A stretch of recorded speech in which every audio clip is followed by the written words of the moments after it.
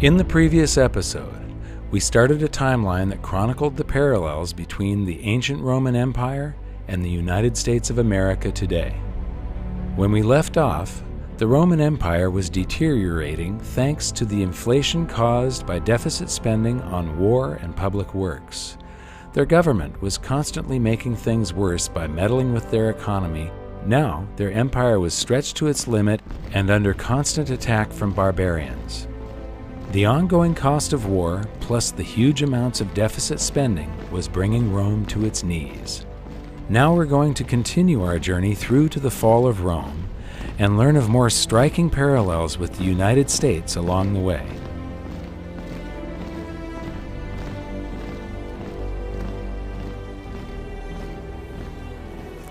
The Romans were the first culture to have social programs.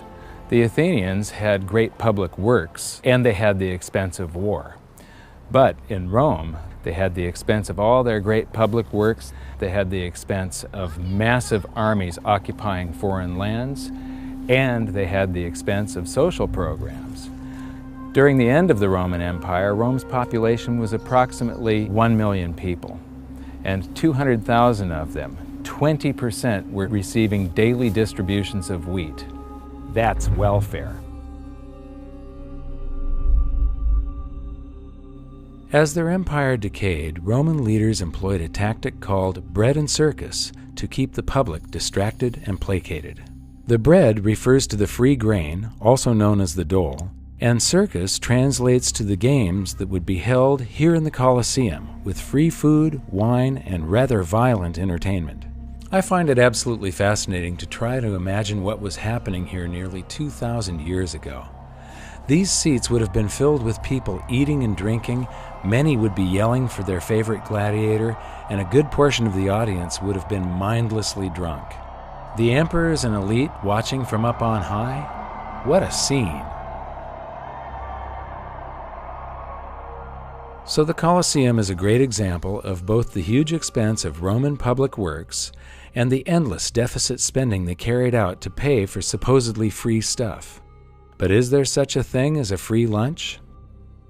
Breads and circuses give away oil, give away grains, and give away wine, and people would love you. They conquered Egypt. By golly, that was a lot of grain you could give away. But what it did was destroy the economy. And when you put in the taxation to pay for it all, what it did was destroy the small farmer. And so the wealth creation that would enable you to do these things went by the boards. And so it became a vicious cycle.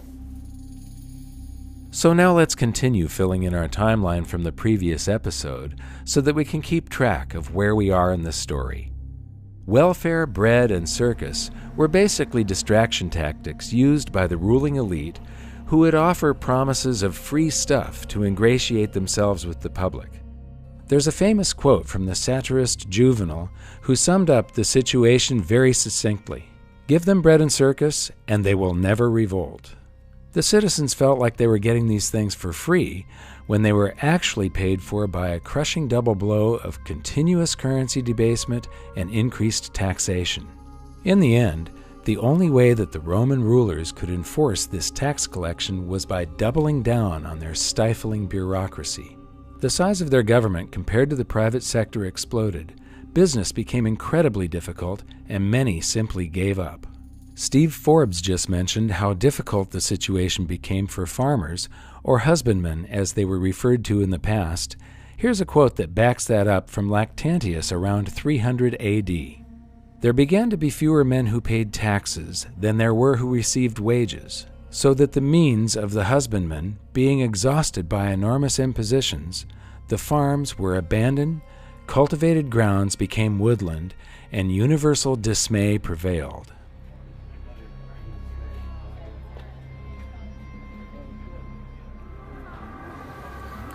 All of these tourists go through the Colosseum here, all amazed at the ruins of a great civilization.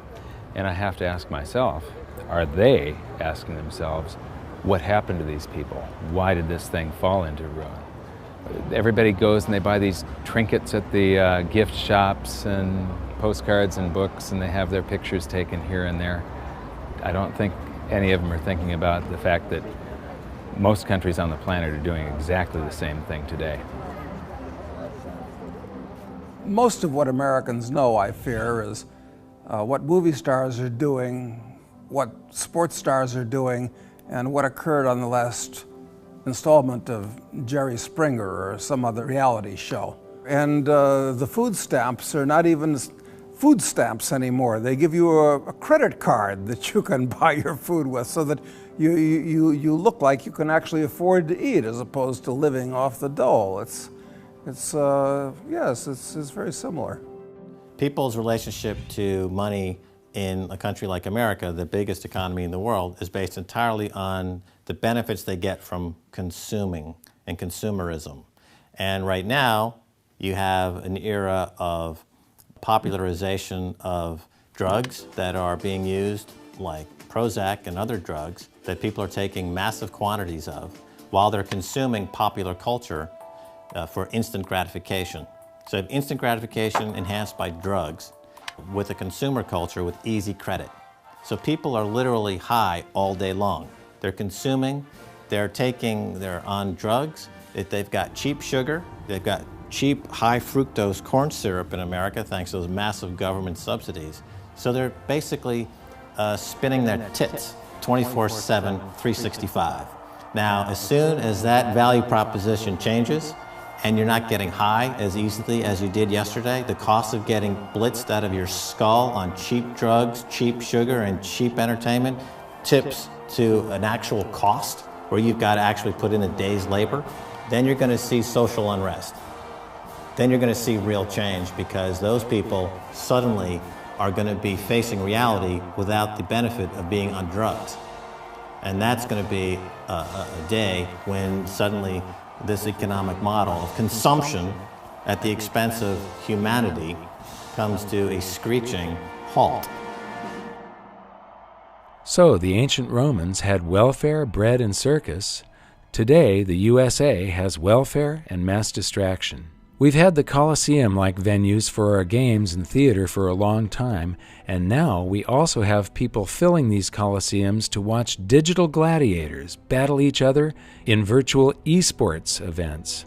These sporting and electronic spectacles, along with mindless entertainment like talk shows, are piped directly into our homes on TV, or now even to the cell phones in our pockets. We have the same politicians who constantly make impossible promises of free stuff, and a good portion of the population are hypnotized into believing them thanks to our modern version of bread and circus. Just like in ancient Rome, the USA has increased taxation in an attempt to pay for all of the so-called free stuff. And not surprisingly, we are now also burdened with a stifling bureaucracy in order to enforce the ridiculous amount of rules, taxes, and regulations. The size and scope of government has gone past anything that the founders of our country could have imagined in their worst nightmares, and now we face the same problem as ancient Rome. There are now fewer and fewer productive individuals and businesses left to fund the buffoonery of government. Remember, governments cannot create prosperity, they can only consume it.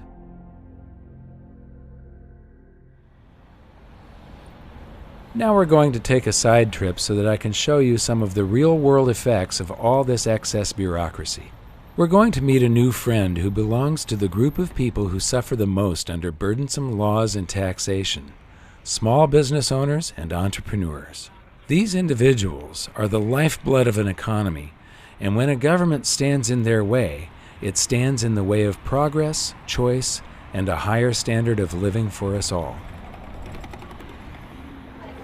We've been in many restaurants all over the world, and we came back to Rome on the way to Venice solely so that we could stop and eat at Fiora di Zucca, our favorite restaurant in the world. And we've got the owner here, Roberto.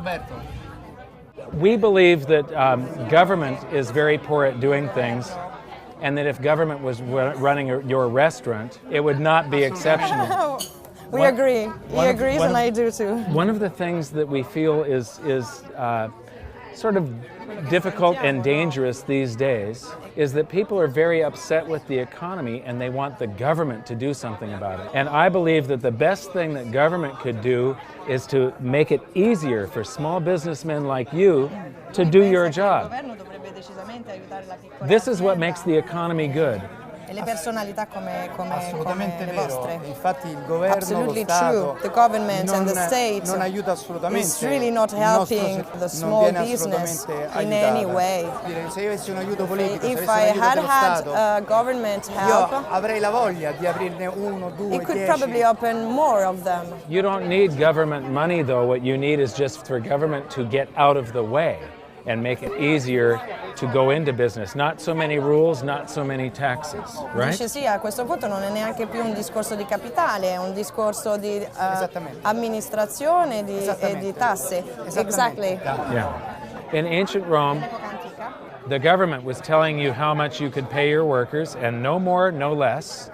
The government was telling you how much you could charge for that buffalo mozzarella and that flatbread. If the government told you everything you could do, would you want to stay in business even?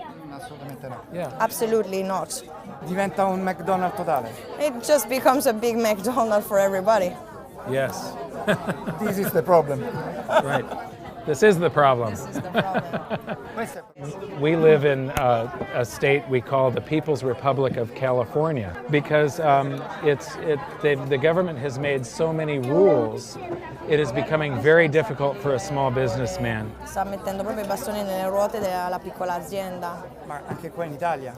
Here Anche qua in Italia. it's the same problem. Ci stanno portando via dall'Italia per quello che mi riguarda. Cioè, se It's io like avessi they are il trying to do coraggio everything to take us away from this country. di andare in un altro If you had the courage to go somewhere else, you probably would do it. Ma It's a struggle to stay here. I have all the same problems on the other side of the world. All I want is for government to get out of the way and let me do my job. Aiuto dal governo. Vorrei solo che si togliessero dai piedi. sono perfettamente I d'accordo. feel like I have found a brother. Agree. My brother. Roberto is still in Rome, and I love nothing more than supporting his exceptional restaurant whenever I'm in the area. But since filming this segment, the burdens placed on my business in California became so totally unbearable that I had no option but to move operations out of state. It pains me deeply to watch history repeat like this, as this affects people's lives, including some of the best employees and friends I ever had. Mille grazie. Mille grazie. Grazie a te. The role of government, among other things, is creating an environment where people can go out and do creative things. Our founders understood we are born with certain energies. The question is, are those energies going to be directed in a positive way or a destructive way? You know, there are two ways you can get ahead. One is to steal it from your neighbor, and the other is to go out and provide a product or service that somebody else wants, create something that hadn't existed before out of your mind. You take the risk and you do it, and we all benefit from it. And that's why it's so important to have that proper environment. And what makes up that environment? Well, you don't have to be a PhD. In fact, it'll probably get in your way. One is the rule of law, where you know what the rules are. Sound money, sensible taxation. Taxes are a price and a burden. And if you lower that burden, people are able to focus and do more real things, making it easy to set up a legitimate business. Just basic rules, and people will do amazing things. Amazing amount of creativity can be released. But beware of government saying we're here to help you. Usually they end up harming us all. Government benefits, but not the rest of us. One of the things I've noticed is we keep on putting people in charge that not only don't know anything about monetary history, but they don't know the fundamental economics that a normal businessman would know. Any businessman owner, or just somebody that is able to control their own finances at home. What they hire are people that, they're quants that have theories in their head. They've got some book knowledge, but they've never actually hired a person. They've never made the books balance or had to go out and make sure that there's more profit coming in this month than expenses so that they don't go out of business. That's exactly right. It's exactly right. It's this fascination, this love affair that the world has with academic economists in the last 20 years. You know, I think you'll find, like everything else, it goes full circle. At some point in the next 20 years, we'll have central banks staffed exclusively by successful business people who've been brought in to fix the mess that you know, bureaucrats and academics have fostered upon us. Actually, I think an even better future would be a world without central banks, where the free market is left alone to decide what money is. You may say I'm a dreamer, but I'm not the only one. Anyway, back to the story. Let's look at the last 2 entries on our timeline for both ancient Rome and the USA and see if we can use them to predict what comes next. If you have more currency flowing into the government in the form of taxes, and then multiply that by more bureaucrats, what does that equal? If you guessed the corruption of the political process, you'd be spot on. In ancient Rome, one of the fastest ways to accumulate personal wealth was to hold office and bestow favors on individuals or businesses in return for gifts. In other words, bribery. In the modern USA, I hate to say it, but not a lot has changed. Cronyism is now the norm in Washington. This is where industries and individuals can basically buy a politician to vote a certain way. In some cases, we've seen their influence extend to the highest levels, where outsiders are writing the legislation and having their cronies introduce it. We've also seen the advent of revolving door politics, where politicians may not take cash directly as bribes, but as soon as they've fulfilled their purpose in politics, they walk out the door of public disservice and into highly paid positions in the private sector. How convenient. So, when we take a look at our timeline, the parallels are really starting to stack up. Our political and monetary experiments never seem to end, and I know I'm not the only one who feels like we are accelerating towards something really big. Now I'd like to introduce you to my friend Chris Martenson. He has an absolutely wonderful series called The Crash Course that I highly recommend that you watch. Chris is a scientist and entrepreneur who does an excellent job of clarifying complex systems and scenarios. So I wanted to get his take on why it feels like we're speeding toward the edge of a cliff. Tell me about exponential growth, because this was one of the pieces in your series that I was blown away by. You know, it's there's this famous quote by Keynes that not one man in a million understands inflation. The inflation process is very important. I think it's one man in a billion that probably understands what exponential growth is, and it's one of the most important things that we could get our arms around. And the reason it's so difficult to talk about is because we're humans, and we're not wired for exponential growth. We think in linear form. So if something goes from 1 to 2 to 3 to 4, people get a sense of that. We know how that works.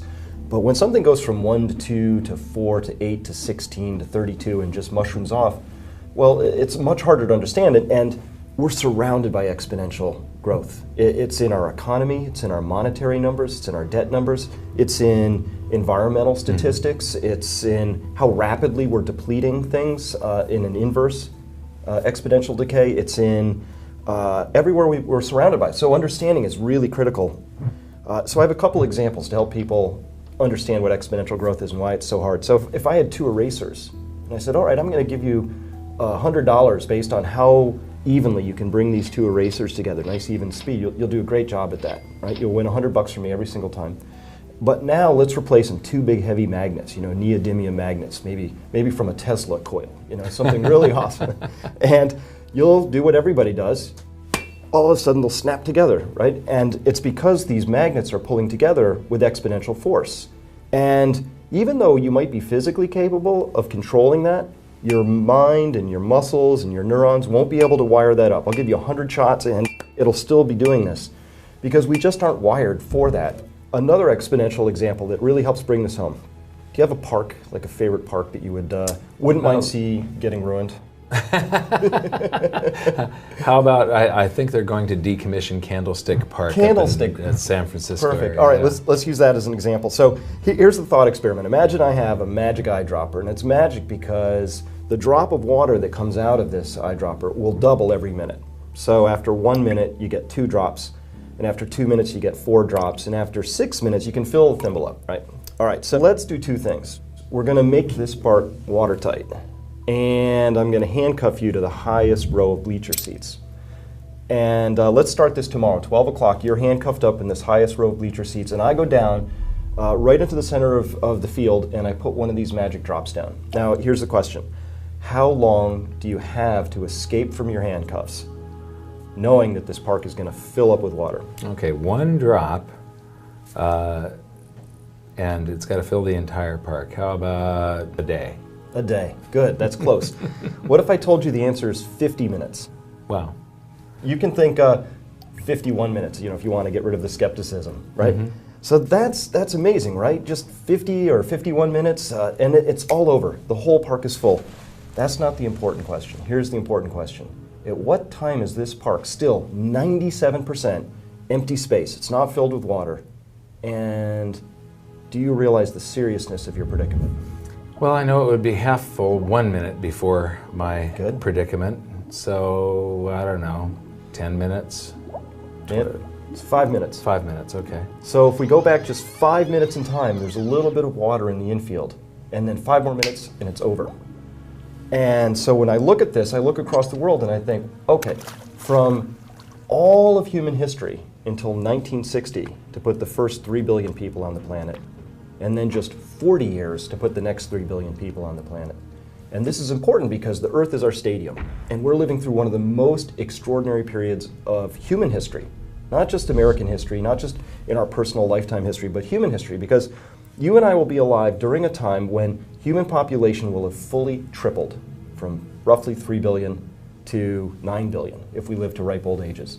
It's extraordinary. It's putting pressure on everything, and that exponential human growth is putting the curve on all those charts we just talked about. How fast we're depleting oil, how much food we have to grow, airline miles traveled, loss of tuna from the oceans, how much money has to be created. All of that is being driven by this exponential process. And so something I really like to be able to communicate to people is that exponential processes speed up at the end.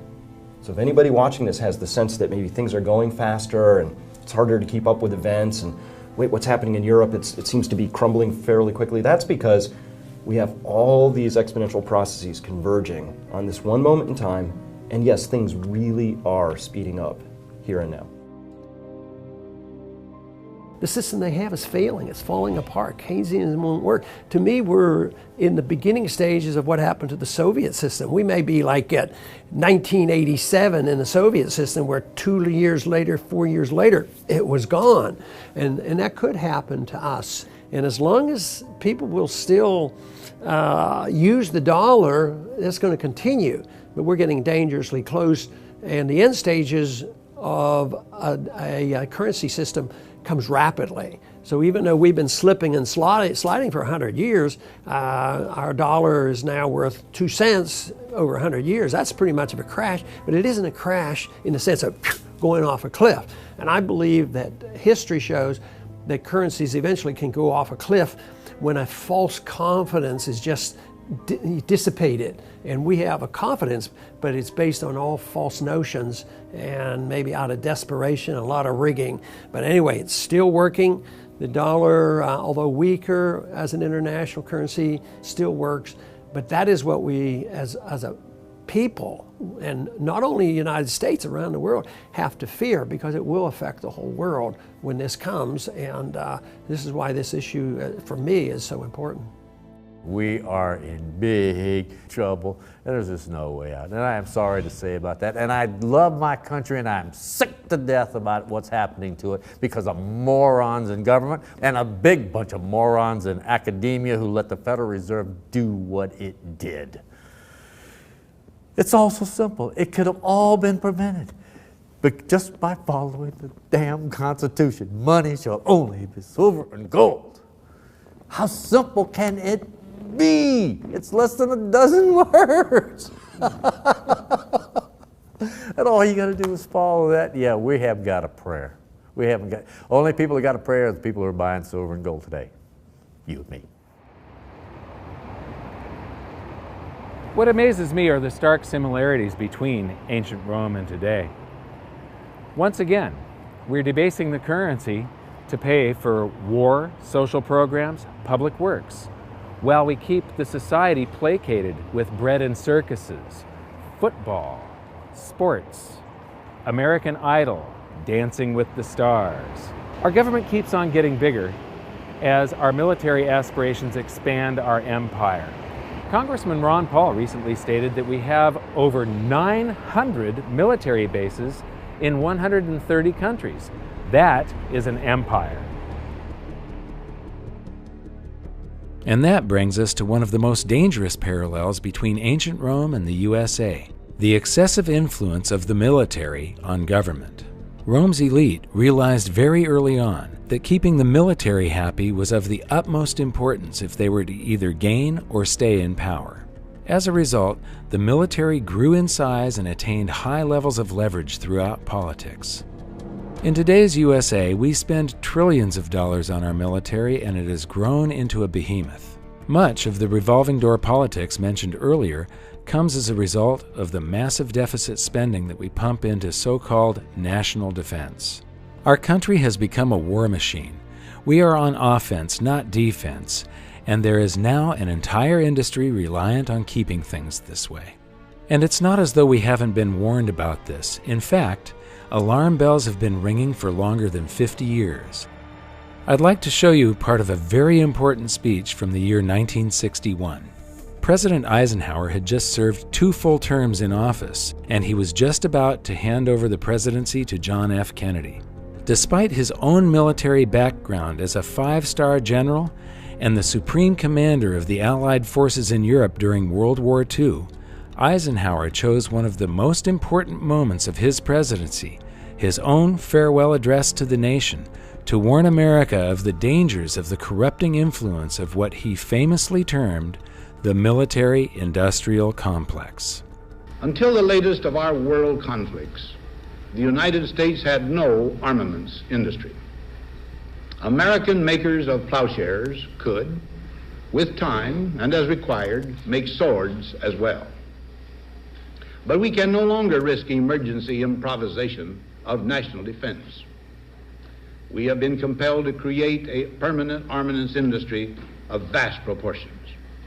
Added to this, 3.5 million men and women are directly engaged in the defense establishment.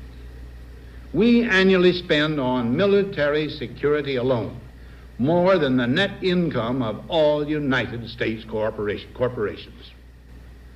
Now, this conjunction of an immense military establishment and a large arms industry is new in the American experience. The total influence, economic, political, even spiritual, is felt in every city, every state house, every office of the federal government. We recognize the imperative need for this development, yet we must not fail to comprehend its grave implications. In the councils of government, we must guard against the acquisition of unwarranted influence, whether sought or unsought, by the military-industrial complex. The potential for the disastrous rise of misplaced power exists. I am an American, Mike, and there's a lot of criticism of our country and where it's been and where it's going, and I'm part of that group. I use a phrase picked up from Chalmers Johnson called sorrows of empire. And what he points out is that when you have what I call forever wars, and that seems to be what's happening since 9/11, wars in Afghanistan and Iraq and Libya, add in Yemen still today, on top of disruptions everywhere. These wars are expensive. We've never had the stand down of our armies. And at the same time, the extended powers of the government have taken away a lot of our personal freedoms. So publicly in the NSA revelations from Snowden, but we as people were built on a country with mild government. Restrictions on what the government can do were the constitutional sources. So you combine wars, personal freedom loss, and a control of us through the deceptions, and you've got a system that feeds on itself and we can't afford. $1.2 trillion if you add the spooks, the hidden parts, the veterans, the energy department's nuclear operations for weapons all together, and a bit of interest on the debt. It's almost half our budget that we spend on this military. And that's not a good direction. I hope we could go to more peace and avoid the sorrows of empire that are too expensive. And when you spend $1.2 trillion on your military, the effects are destructive on your economy. In other words, the supposed spending for strengthening our country on military is destroying our economy. When we were in Rome, it was to see how a great society, a great empire, can completely collapse and fade into history because of deficit spending and currency debasement, because of all the things that the U.S. is doing today, because they were trying to fund these armies that are occupying foreign lands just like the U.S. is doing today, because they were trying to have bread and circuses, what we call guns and butter, while they were funding all of this war. And all the deficit spending and currency debasement to pay for it is one of the key factors in what brought Rome down. And this great civilization faded into history. And not only that, but they lost for a long time. The technologies were lost, all the knowledge and insight that they had, the standard of living. I mean, we were plunged into the Dark Ages. But there's another side of this story that is rarely heard or explained. To me, what you're about to learn is something that absolutely cements the importance of sound money and how it is foundational to a prosperous society. As Rome was struggling in the late 4th century, Emperor Flavius Theodosius divided the Roman Empire into two parts, each to be ruled by one of his own sons. The Western Roman Empire kept Rome as its capital. Economically, it was soon crippled beyond salvation by the repetition of the misguided monetary practices you've learned about in these episodes, and it's generally considered by historians to have fallen around the year 476 AD. While the Western Empire crumbled, the Eastern Empire flourished for a further 1,000 years. Its capital was Constantinople, known today as Istanbul. The Eastern Empire changed their official language to Greek, and even though their own people at the time referred to themselves as being part of the Roman Empire, today we know them by a different name, the Byzantine Empire. So why did the Western Roman Empire fall while the East flourished? I believe a major part of the answer is contained in two simple words: sound money. The Byzantine Empire based their monetary system on a coin originally minted on a small scale by our friend Emperor Diocletian. It was called the Solidus. It weighed just 4.5 grams, or 1/7 of an ounce, and was made of pure gold. The Byzantine rulers had learned from their own history, and they made a conscious choice to avoid the continual pattern of debasement that Rome had suffered from, with amazing results. They defended the purity of the Solidus for a further 600 years, until 1034, when, you guessed it, the same old story started to play out. The debasement of the Solidus was gradual at first, but it soon accelerated, and the coin was eliminated less than 60 years later in 1092. A new gold coin, the Hippopyron, was issued in place of the Solidus, and its purity was maintained at 85% gold until the early 1200s, until it too was debased. By the 1350s, it had no gold content at all and served merely as a unit of account. Is it a coincidence that this time period matches that of the decline of the Byzantine Empire? It's impossible to say for sure, but I'd like to say once again that I believe that the quality of a society is directly proportional to the quality of its money. There are many factors that all contributed to the fall of Rome, but in these episodes, I wanted to draw your attention primarily to the economics. Because when you study monetary history, two things become crystal clear. The first is that bureaucratic, managed economies always lead to disaster, and the second is that monetary debasement brings the fall of empires. So could this same pattern of currency debasement that we have seen time and time again throughout history happen to the United States? Take a look around. It's happening right now. But the big difference this time is that it's like all those other times in history, times 1,000,000. This time it's global. But what concerns me most isn't the loss of our financial wealth, it's the loss of our freedom.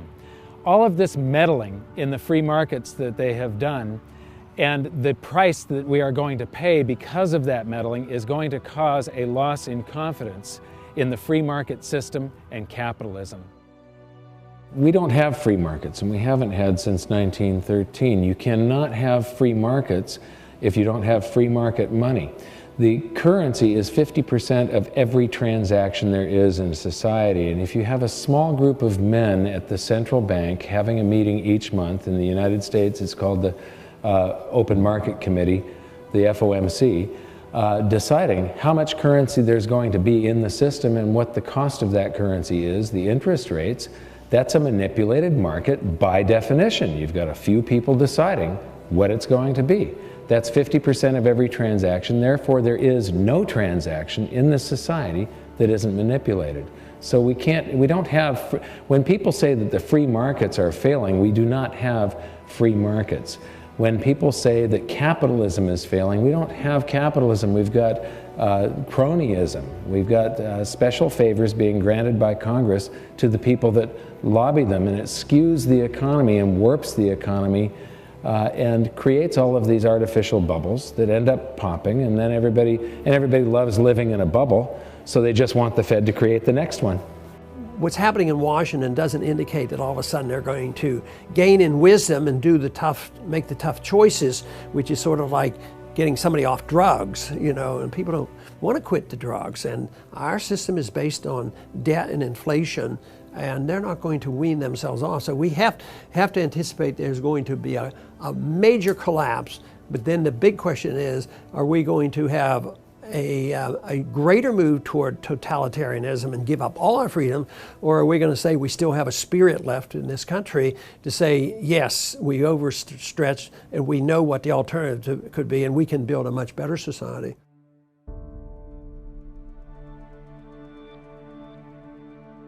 Milton Friedman, the great economist, once said, "When government, in pursuit of good intentions, tries to rearrange the economy, legislate morality, or help special interests, the cost comes at inefficiency, lack of innovation, and loss of freedom. Government should be a referee, not an active player. In the United States, government has gone way too far." It is proven, beyond a shadow of a doubt, time after time throughout history, that managed economies do not work. Free markets have always won, and they have always provided a higher standard of living. When people cry out for the government to do something about it, they're asking for the government to manage the economy. They are asking for the government to lower their standard of living. Ultimately, what you get is the USSR or Mao's China. That is what a managed economy brings you. It's time for you to take action. It's time for you to get educated on this, to find out more, and then to voice your opinion, to make yourself heard. If we want changes in the economy and changes in our monetary system, change in our foreign policy, the people have to speak out and decide that they want to change, and they have to make it very clear to the politicians that that's what they expect. And matter of fact, that's one area where I tend to be more optimistic, because I think the people are learning with the work that you've done and others. They're learning something about monetary policy. But the most important thing is that people understand the nature of freedom and the role of government, and money being a major part of all that.